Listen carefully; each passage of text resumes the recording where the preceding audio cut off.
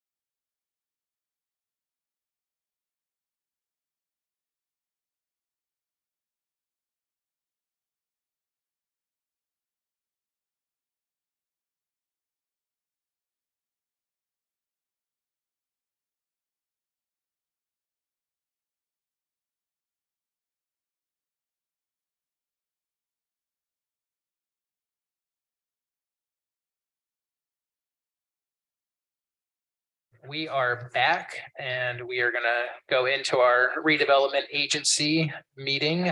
So welcome everyone to the RDA meeting, October 17th, 2023. Rory, will you do roll call? Yes, Board Member Robinson. Here. Gettle. Here. And Sperry. Here. Chair Stevenson, I'll say it this time. Board Member Glover and Board Member Brown, or excuse. Yeah. Thank you so much. And public comments. Any person wishing to comment on any item not otherwise scheduled for public hearing on the agenda may address the redevelopment agency in Midvale City at this point by stepping up to the microphone. Do we have any public comments? Seeing none, we'll move on to consider the consent agenda. Consider the minutes of October 3rd, 2023. Is there a motion?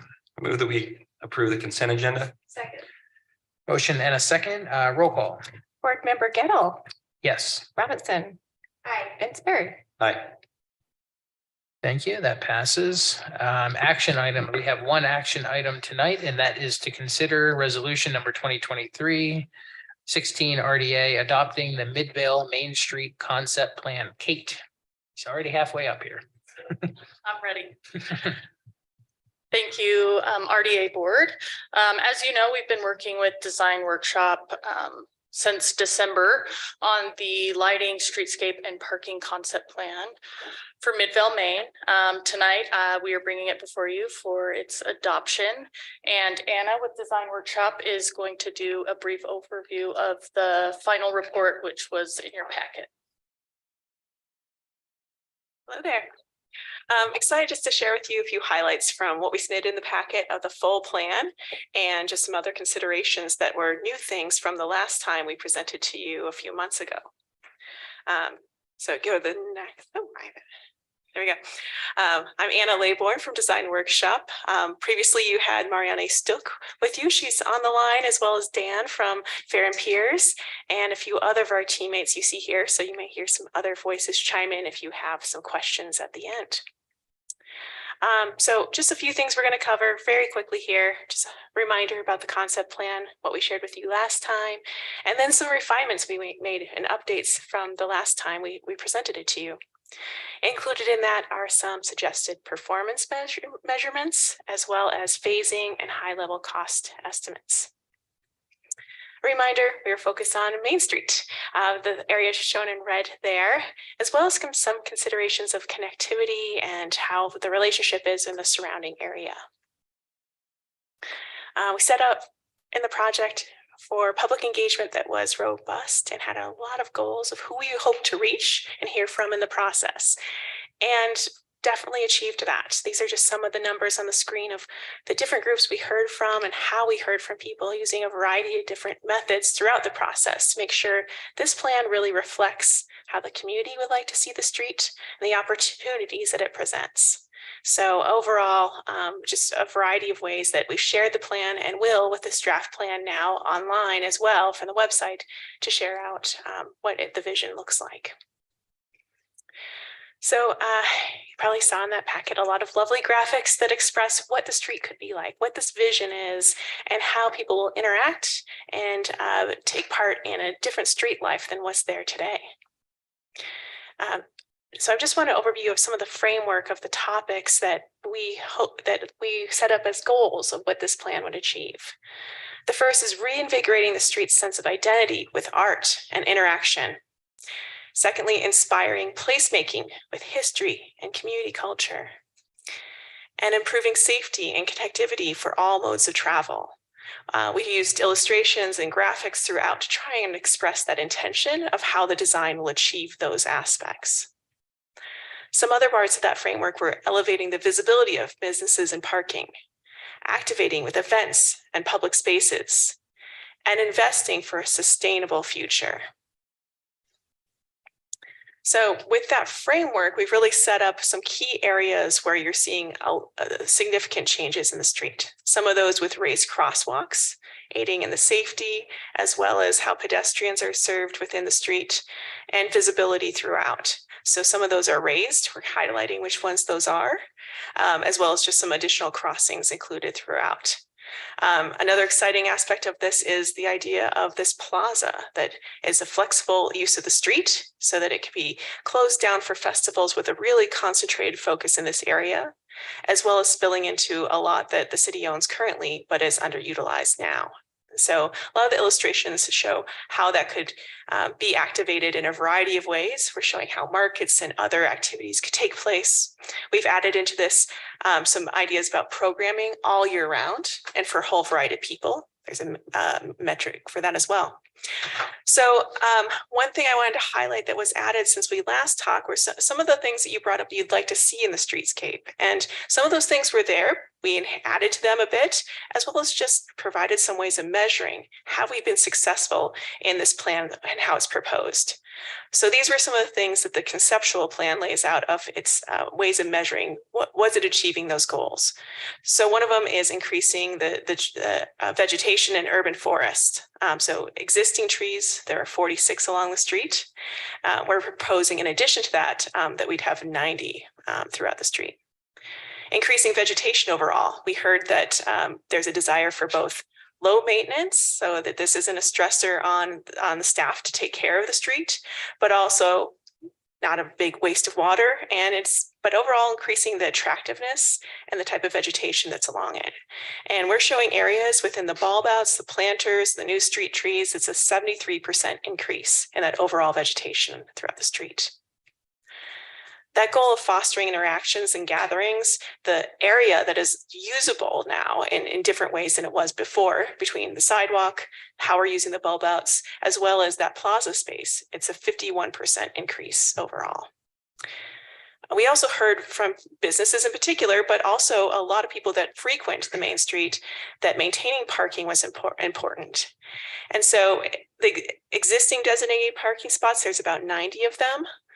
We found opportunity alongside streets or just more efficient parking to have 98 parking spots. And that's not even counting all the ways that you are looking at structured parking nearby in the surrounding area. So really helping to maintain that effort.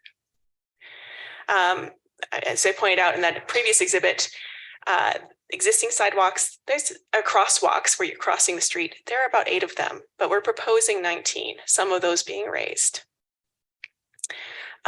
Increasing seating opportunities. There are 6 benches throughout the area right now. We counted them up, but that opportunity for people to linger, spend time there, we've proposed 31 throughout, and really created spaces where intentionally there is more opportunity for people to socialize in those spaces.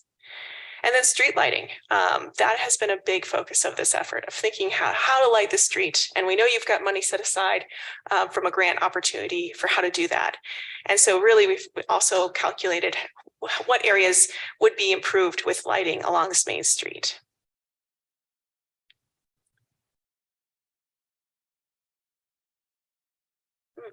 Might need an assist on the slide advance. The battery may have died. There you go. All right, the other thing important in this is the reality of what's it going to cost. And we've broken it into a couple different phases, knowing you may not take on all of it all at once. So first of all, we've got a part about the probable cost with the lighting installations and efforts, and some of that you have underway, and looking at how that could take place and some funding for that. So we've broken out that component in the costs. Another is looking at the gateway improvements at Center Street and Main Street. And so, and as well as some streetscape improvements that would support that in those locations. So you can see in the packet and below some ranges of probable costs that we've estimated in those areas. So that's another priority area. Another one is the streetscape improvements that are at these major crossings. And so we have a range for that also included,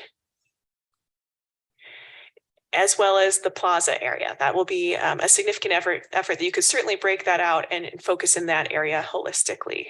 Range there. And lastly, just an overall cost for the streetscape improvements, summarizing this overall of how you would address this holistically from beginning to end. So I wanted to share that tonight with you as an update of what this overall vision and the steps you might take for implementation. So thank you for your time. Thank you. Any questions, comments, concerns? Kate, do you have anything else? No, I was gonna say, you can say no. No. Well, Thank you for your time, and we've enjoyed working with Design Workshop, and we're really excited with the product that they've provided, and we think that it'll really provide those placemaking efforts that we're hoping to achieve on Main Street. So, well, I know we board members and council members are very excited as well. And hopefully the festival lighting sooner than later. yes. Yeah. But great job. Thank you. We appreciate it. Thank you so much. Appreciate it. And I believe the proposed motion is, well, it should be in the packet. So, Okay.